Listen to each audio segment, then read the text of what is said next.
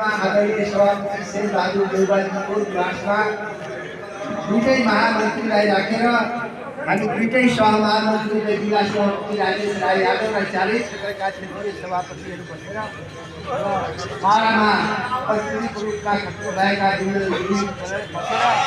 हामीले गोडेन तय गऱ्यौँ र उहाँको घरमा बसेर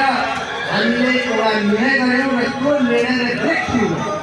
बाह्र जिल्लाको विवादको समाधानको लागि एउटा ब्रेक थ्रुको काम हामी गऱ्यौँ र आज कार्यान्वयनको तहमा हामी पुरो चौकीको आयोगको यहाँ उपस्थित त्यो साधारण एउटा निकासले थियो भने नेपाली काङ्ग्रेसको सङ्गठनको सबैभन्दा प्राथमिकता भने वडा हो। त्यसकारण वडा कार्य समितिको अधिकार वडा कार्य समितिलाई दियो। नयाँ क्रियाशील संस्थाको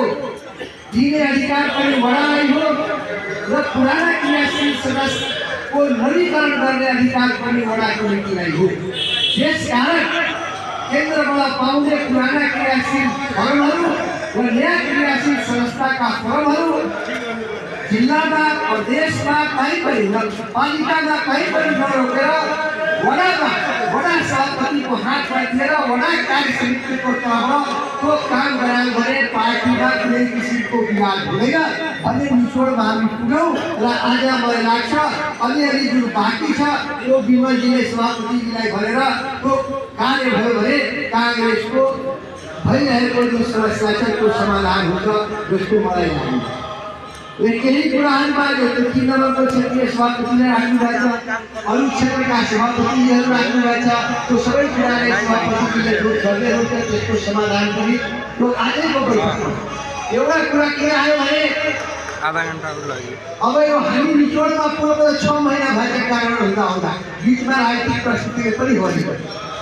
तर के भने 3 नम्बर क्षेत्रमा पनि 75% 25% जिल्ला कार्य समितिले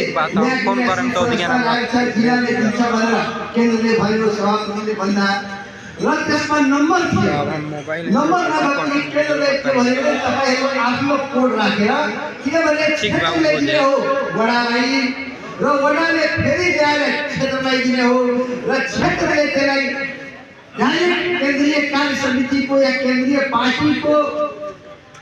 लाई आफ्नो फर्म नयाँ क्रियाशील फर्म पठाउँदाखेरि कतिवटा उसले लियो र कतिवटा पठाउँछ जिल्ला क्षेत्रीय कार्य समितिलाई नै थाहा हुन्छ। त्यसकारण क्षेत्रीय कार्य समितिले आफ्नो कोड दिएर तपाईँ पठाउनुहोस् र त्यही कोडलाई ध्यानमा राखेर तपाईँ केन्द्रमा इन्ट्री